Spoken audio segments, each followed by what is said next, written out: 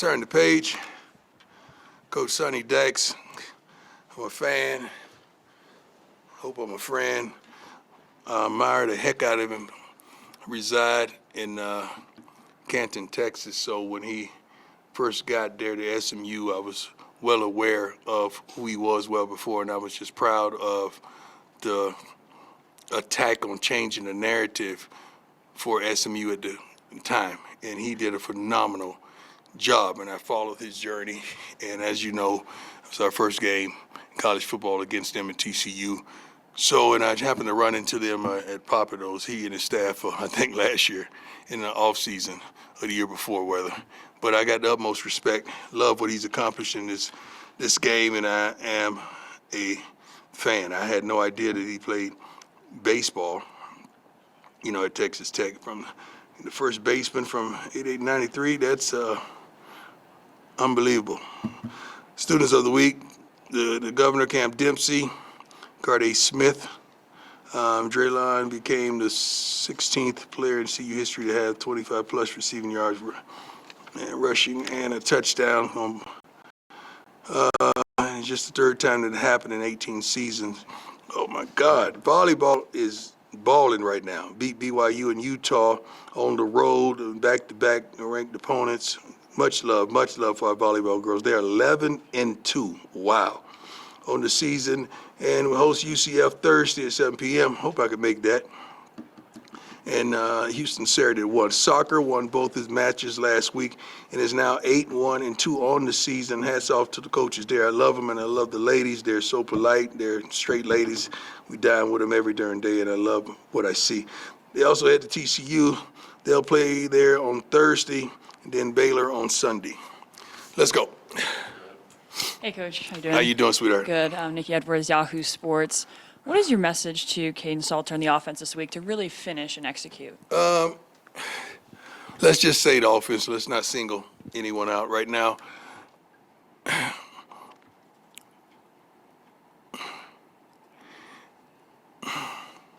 Not lost for words, just trying to frame it.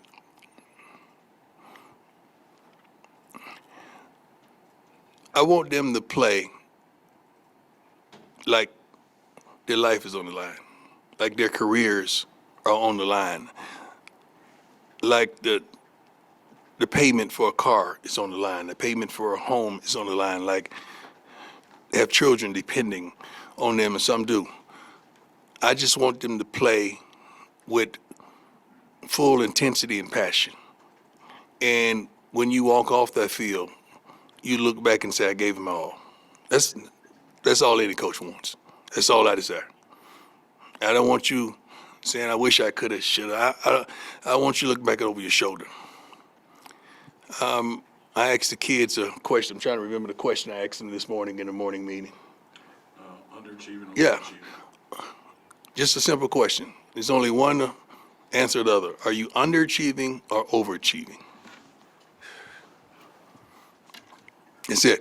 Yes. Hey, Coach. Shane Holcomb, Scoba Sports. When you look back at that TCU win in 2023, talk about changing the perception nationally of a program like Sonny Dykes did with SMU. How much pride do you take this week in return to that same stadium as a reflection of just how much that program has come under you? I don't know about that. I mean, I can't live in the past. The past is the past. We're going to leave that there.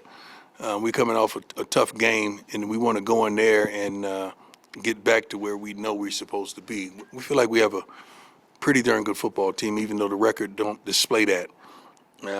2 games to ranked opponents by 10 points in total makes us think, darn, we'll play here and play there. We get it going. TCU at that point in time and just come off, I think, playing the national championships, and we had so much fire and fanfare and athletes, bona fide dogs, and we went and did what we had to do. I'm pretty sure they understand what transpired there, but they're a whole different team, whole different understanding, whole different philosophies of how we both are attacking the game. But, both of us want to win, for sure. Hey, Coach. Brian Howell today, the camera. Speaking of underachieving, overachieving, I would guess that you would say your team is underachieving at this point. Yeah, and I am as well because I'm part of it. And so I want to ask you, why do you think this team is underachieving through the first? We just not making the certain plays. You're at the game. Shoot, you know. You write about it every day, don't you? You talk about it every day. Right.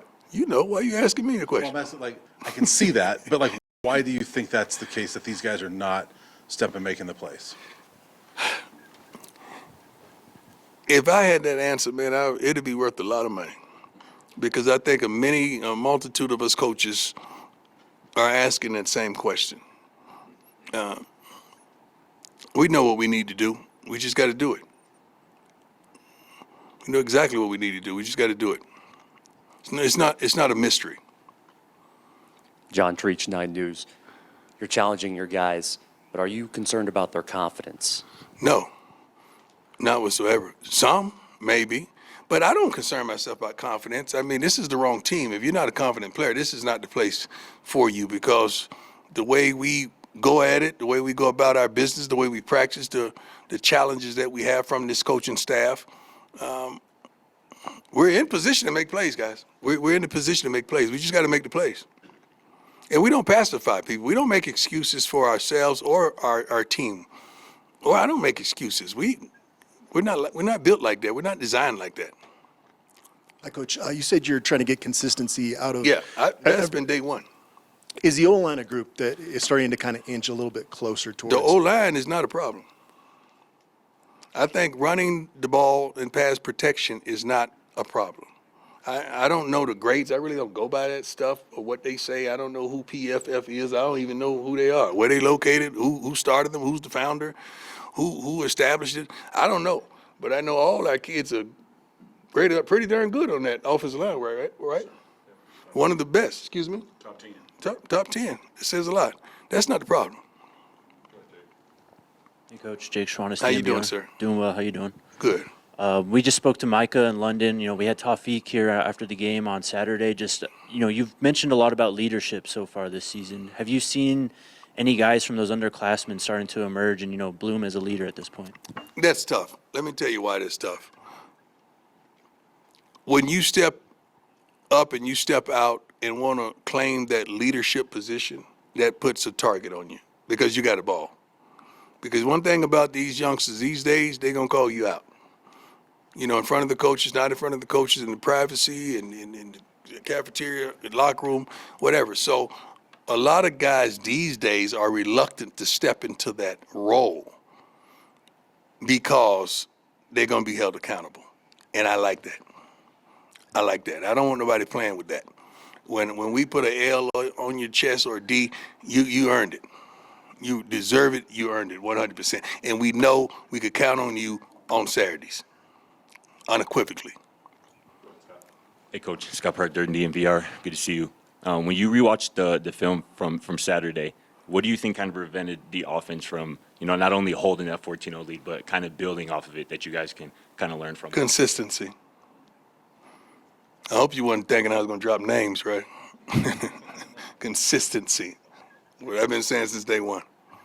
We need consistency. Ron Scholes from Rough Report. You spoke a bit after the BYU game about how the cornerbacks need to be better, and Yeah. you're going against an offense that is pretty prolific at airing out the football. What's your message to those cornerbacks going into this week? Play ball. Play ball. Everybody in the country going to know you. Not for the right reason. We challenge our guys every week to play the game play by play. Forget the last play. Let's go to the next play. That's the life and the thought process and the mindset of a good cornerback. But let me tell you something about good DBs. And I want everybody out there listening to this. This is coming from him. A great DB is only 95%. Let me say this differently. 95% of defensive backs play not to get beat. 5% play to make a play. I'm looking for that 5. I know you said you don't want to live in the past, and certainly I'm not going to ask you about the past, but I was reflective the other day because this was the first game of your tenure. And I watched that speech that you gave to everybody when you first got here about we're going to, you know, this is what we're bringing, you know, we're coming. Right. And I was just curious, in your own vision, where are you along the journey of what you envisioned when you got here? I think last year we were close. I mean, extremely close. Really, really close. I mean, one game away, I feel, from being in the Big 12 championship. And no one could have told me we'll be sitting where I'm sitting right now with the record that we possess because of the talent that we have inside that locker room. But I've learned that talent just don't win games alone. It takes heart, it takes determination, it takes that dog, it takes the knowledge, it takes the preparation, that want to and that desire. And I will take that any day over talent. Over talent, any day. And where we are right now is still trying to attain what we see on a daily basis. As a follow-up to that, I remember some of the comments you had at Big 12 Media Day. You know, I think you were talking about Texas Tech, and, you know, they certainly have got a bit of an angel investor who's going to work for them. Right. How far along in that process are you? Do you feel like you have the resources right now that you need? We can't blame it on the money. I mean, no, I'm not saying you are. Okay. But it sounds that way. Like people would interpret that's what you're saying. Sure. We can't blame it on that. We've played good football except for one darn game. You know, Houston was horrible. Okay, we didn't play well. The other two games, we had an opportunity to win those games. I mean, to win those games against ranked opponents. Sure. We just didn't get it done. We had opportunities. 10 points, two ranked opponents. That game was decided. Both those games. So we can't cry. We don't have the money. It's not that. It's just at the conclusion of the season, when you look back on things, when you look over your shoulder, you're going to see what we said. And that media day, some of the top teams are going to be there. And this is the commonality that they share. But it's some great coaches out there coaching way above that, you know, and prayerfully that don't catch up with them. But I'm happy. I'm thankful. I'm not going to cry broke just because we dropped that money. It had nothing to do with those two games that we dropped. Okay. All right. Thank you, Coach. Thank you, my man. Good question, though. Good. Hey, Coach. Jack Carlo. How Jack, are you? what's up, man? Doing well. How are you? Good. You changed locations. Yes. Sometimes you got to mix it up a little bit. I know. I want to ask, I know at the beginning of the year, talking to some players, that defensive communication was sometimes an issue. Do you feel like that aspect has improved or changed just now into week 6? Well, if defensive communication is an issue, we should put down the cell phones in the cafeteria. We should not wear headphones in the meetings at the hotel, which we don't, which I ban all of that. So I don't know who said that. If it was a kid, tell them to put down the cell phone. Tell them to take off the headphones and talk to your teammates. Get to know them. Learn their names. You know, learn who they are. Learn what they like and what they possess. You got to do that every once in a while. So I don't know who said that, but I would challenge them. Hey, Coach. You mentioned a couple times that you feel like you've got to be better. I want to ask you a two-part question. First, how can you be better? More demanding, and that's what I've been the last 2 weeks, more demanding of what I want to see. I'm going to see what I want to see. We're going to do it over and over and over until I see it. And then I know every coach, I mean, coaches I've talked to over the years, they learn as they go along in their coaching journey. What have you learned about yourself as a coach this season? How different has this test been for you? What have I learned about myself this season? I can't go a whole game without peeing. Learned that for sure. Thank God for the pens.